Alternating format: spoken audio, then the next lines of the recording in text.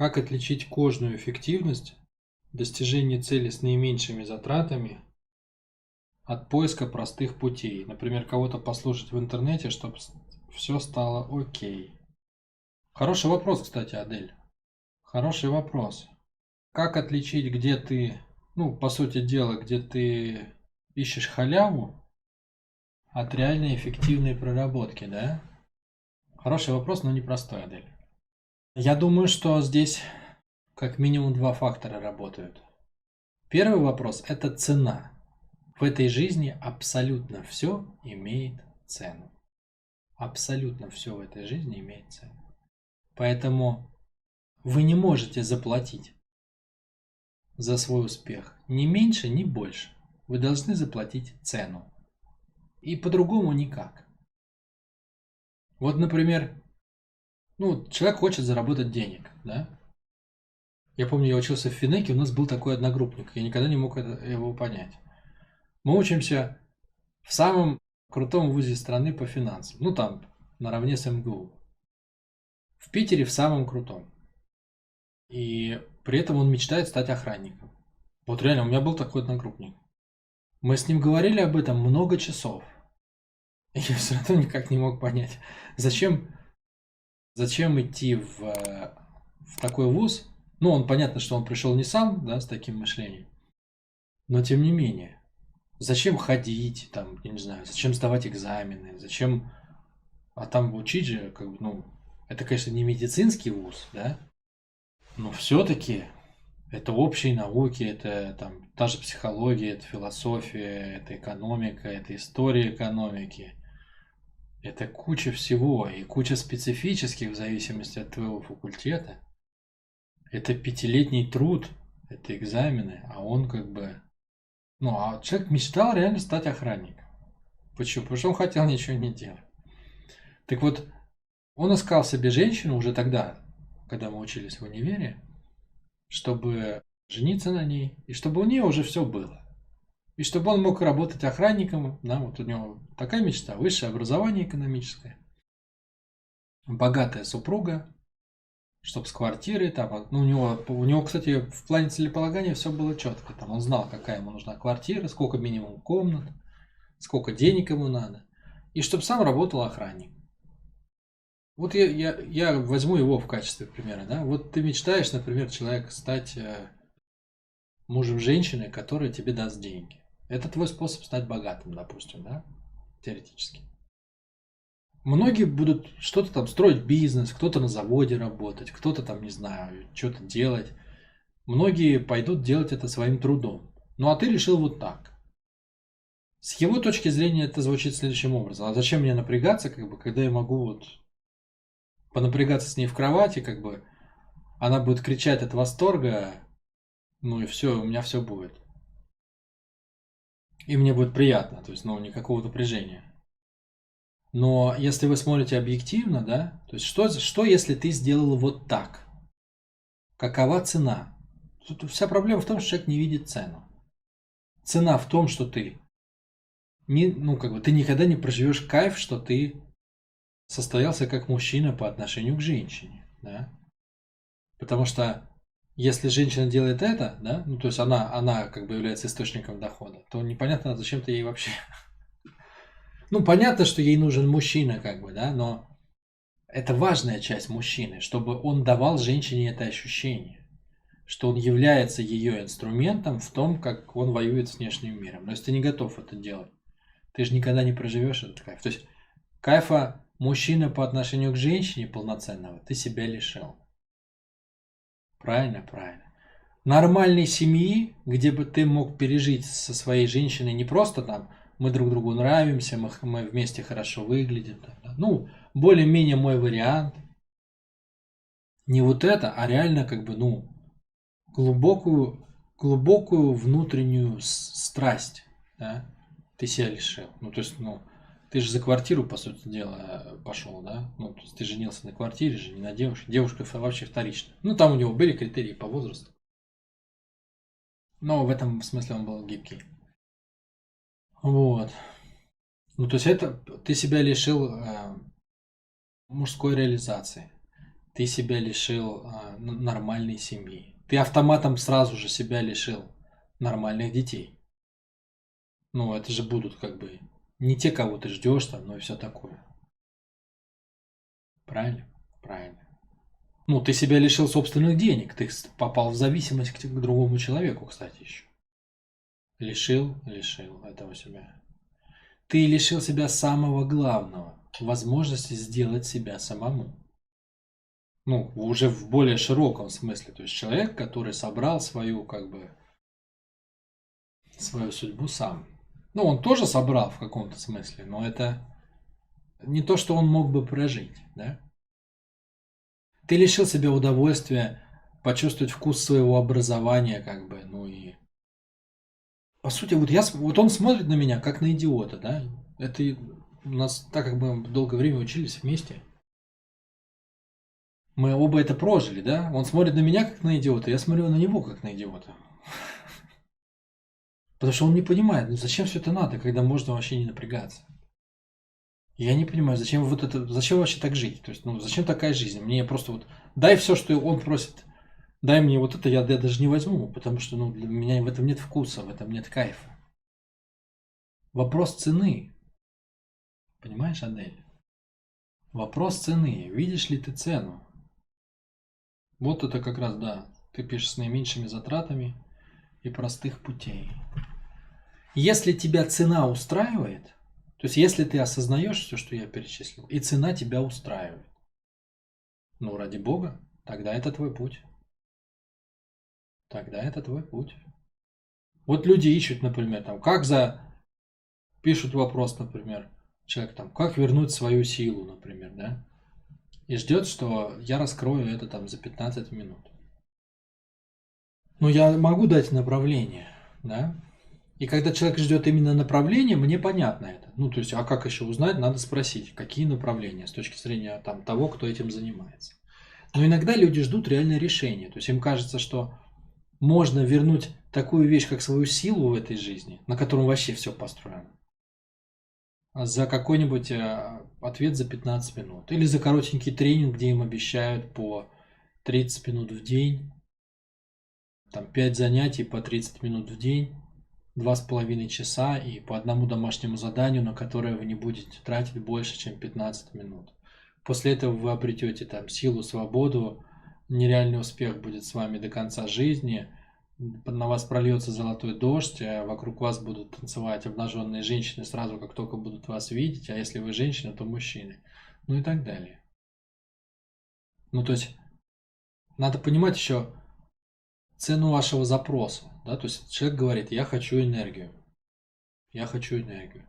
Какова цена энергии? На энергии делается все вообще. То есть, если у вас нет энергии, вы лежите на диване и депрессуете. И в вашей жизни нет ничего. Ни отношений, ни денег, ни счастья, ни движения, ни победы, ну вообще ничего. А если у вас есть энергия, то в вашей жизни начинает появляться все. Ну то есть, цена энергии в жизнь. Ну, цена этого ресурса – жизнь. Целая жизнь.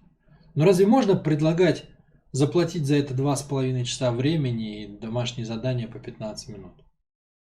Ну разве можно, разве бывают в жизни такие обмены, что ты за столь ценный ресурс отдаешь как бы, ну, 2 копейки? Но такого не бывает. Такого не бывает в этом мире. Но надо понимать, что если вы приходите в жизнь и говорите, я хочу свою энергию, жизнь попросит от вас. Она попросит от вас ежедневного волевого аспекта, упражнений каких-то, ну, ваших усилий, чтобы вы чем-то занялись, чтобы вы меняли себя. Ну, то есть цена будет соответствовать тому, что вы хотите получить. Поэтому мой ответ, первая часть моего ответа, надо знать цены. Надо знать цену своего решения и надо знать цену того ресурса, который ты хочешь получить. Вот, это первое. Это первое. Но некоторые особо хитрые граждане, они играют в другую игру. Они понимают, что все должно быть непросто. И поэтому они халявят другим образом. Я знаю, что сейчас любители гадать по звездам ко мне плохо отнесутся, но я буду говорить именно об этом. Да? Потому что с моей точки зрения это другая сторона халявы. Иногда люди понимают, что чтобы чего-то получить ценное, надо много чего изучить и что-то делать, и что-то соблюдать. И они выбирают такие области, в которых результат вот эзотерика, астрология. Почему у меня все время в проекте сквозит, что я этим не занимаюсь? У меня на каждом продажнике написано, что мы не используем эзотерику, астрологию и так далее. Почему я все время упираю на это? Потому что чаще всего обращение к таким методам означает, что человек подсознательно не хочет решать свою проблему. Почему? Потому что нет гарантий. Ну нет гарантии в этом. Ты всегда все можешь списать на звезды. Получилось? Звезды. Не получилось? Тоже звезды. Все звезды. Тебя там практически нету. Вся твоя задача сводится к тому, чтобы ты изучал, чего хотят звезды, слушался то, что говорят звезды. И если ты что-то сделал неправильно, либо звезды так решили, либо ты просто неправильно понял, что говорят звезды. Понимаете? Ну, и вот в этой системе координат знать что-то настоящее, знать истину или что-то делать эффективно просто невозможно. Просто невозможно. Вот я, нарабатывая много лет, многолетним трудом свое понимание, пришел к тому, что у меня есть вот тот самый тренинг, о котором я вам рассказывал, где я за 4 дня могу собрать любое состояние. Вот это технология. Технология. И я сейчас настолько оборзел, что я могу даже говорить, что я могу это делать с гарантией, понимаете? То есть я просто знаю, что я это сделаю. Вне зависимости, почти ни от чего. И в этой формуле, понимаете, как собрать состояние, нет звезд. Там нет звезд. Вот реально, там нет звезд, понимаете? То есть я знаю, что надо сделать А, Б, В, Г, Д, Е, Ё, Ж, З, И, К, Л, М, Н. Там большая-большая формула, как я это делаю. Которую я научился применять. Целый танец там происходит вокруг каждого из участников. И как расшатать текущую позицию, и как ее обесценить, и как почувствовать новую. Набор процедур определенный. Но там нет звезд. Почему? Потому что они не нужны. Потому что они не нужны. То есть я понимаю, что звезды влияют. Это я не отрицаю совершенно. Звезды влияют. Но их влияние настолько минимально, что им можно пренебречь. Откуда я это знаю? Потому что я могу гарантированно раз за разом получать свой нужный мне результат. С разными совершенно людьми. С теми, кто готов, правда. У меня есть тоже серьезные ограничения. То есть с теми, кто готов что-то делать, да, кто не будет саботировать это специально. С теми, кто хотя бы узнал терминологию и принял ее. Это уже достаточно. То есть я к чему веду, да? Вот с одной стороны, это знать цены. Цену ресурса, который ты хочешь, и цену, которую ты заплатишь за свое решение, за свой способ.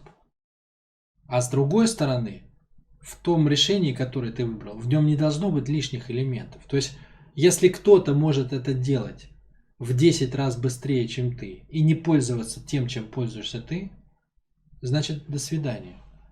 До свидания. Может быть, это помогает, я же не спорю. Но до свидания. Потому что, если вы решили пройти пешком, я не знаю, из России во Францию, в Париж, например, да, то вы можете использовать разные способы. Да? Кто-то может дать вам палку и сказать, это тебе поможет. И оно поможет, идти будет легче. А кто-то даст вместо палки карту. Карта поможет намного больше, чем палка. Потому что с палкой вам будет ходить легче. Но с картой вы пойдете самым коротким путем. А кто-то вместо палки даст вам мотоцикл, а кто-то машину. А кто-то просто даст билет на самолет Питер-Париж и скажет, слушай, вот через 5 часов ты будешь уже кофе пить в аэропорте Франции, Парижа. Так вот, если есть билет на самолет, то не надо ходить пешком. Не надо столько усилий тратить, да? Вот это очень важный элемент. Ничего не должно быть лишнего. Вы берете то, как вы уже это делаете, и отсекаете все лишнее. И на фоне понимания двух цен, да, получается самый эффективный путь. Может быть, это выглядит сложновато, но по сути, вот если так внутрь посмотреть, я пользуюсь примерно вот этой формулой. Почему, например, я не буду психическое состояние поправлять какими-нибудь звуковыми волнами, да? Сегодня там включи альфа-волну. Почему я не буду здоровье поправлять таблеткой? Ну, кроме редких случаев, да? Когда мне там не обойтись. Потому что я знаю цены. Или наоборот, я не знаю цены. Ну, съев таблетку, я знаю цену.